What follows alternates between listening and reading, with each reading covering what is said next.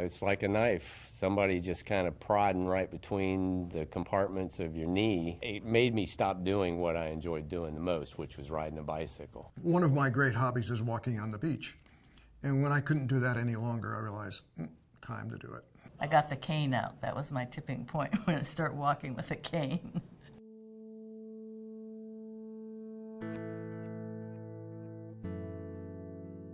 Arthritis, it's basically the wearing down of our cartilage, and it's to some degree you might consider it inevitable. It's kind of like rubber on a tire. Rubber on a tire gradually wears down, our cartilage gradually wears down. Before we start thinking about joint replacement surgery, we'd try other forms of treatment, more conservative treatments. I would go and see my orthopedic surgeon about a week before a mountain bike race, and he would give me a cortisone shot. I had injections. I had injections into the hip, 4 of them. I spaced them out, and 2 of the 4 worked.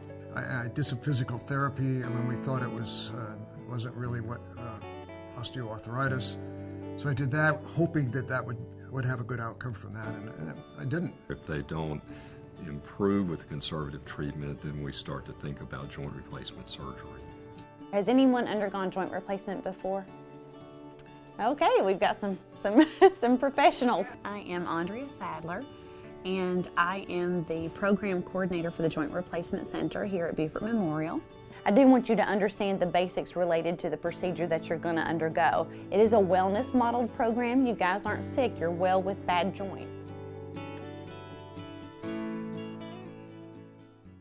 Early mobilization and early progress towards their goals of recovery are very, very, very important.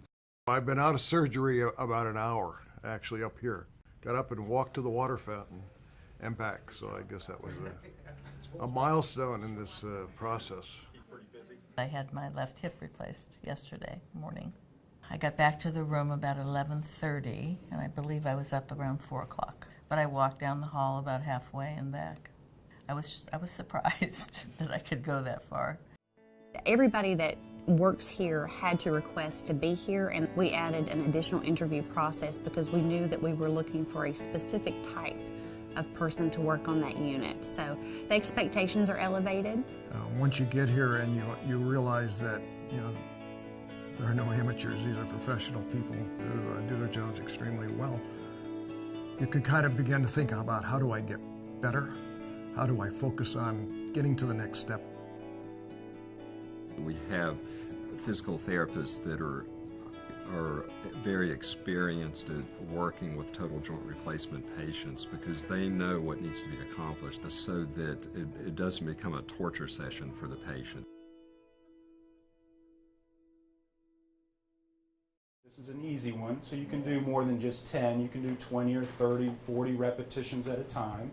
I kind of anticipated that we would be doing some exercises post-operation, but this made it real. This is what it looks like. The group dynamic definitely facilitates camaraderie, a little friendly competition, a little reassurance. The other thing is you benefit from other people's questions. You might not have thought about that, or you say, that's a stupid one, I'm not going to ask it. So that's a really, I think, an important part of that kind of activity. We've had a great time with it. It makes what is normally an uncomfortable situation, which is surgery and hospitalization, a little less uncomfortable and a little more fun.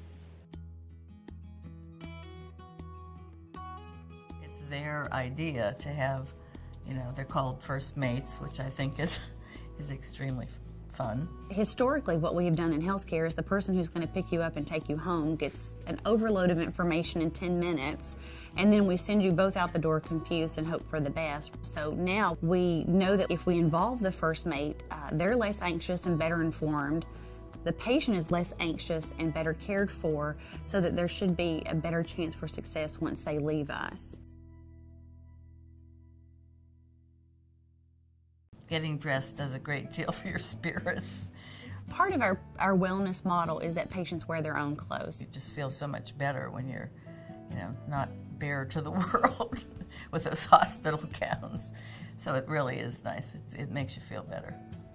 The Waterview rooms, the chocolates from our local chocolatier, the t-shirts, little things like that you don't think is being part of healthcare, make a huge difference. Of course, Beaufort Memorial Hospital is very fortunate to be situated on the water, so we have many patients that their goal is to be able to return to things that involve being outside and in the low country. So we tried to play off that.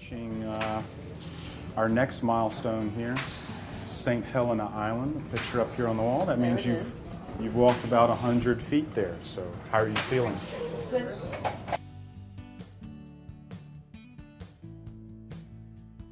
You know, it's quality of life. I'm 73, and I want to stay active. I want to do as much as I possibly can. I'm doing it because I have a grandson graduating from high school in May. In July, we have a beach week, and then I go to Canada in August. So I had to get the hip done so I could enjoy it. Yeah, I'm leaving the cane at home. That's it.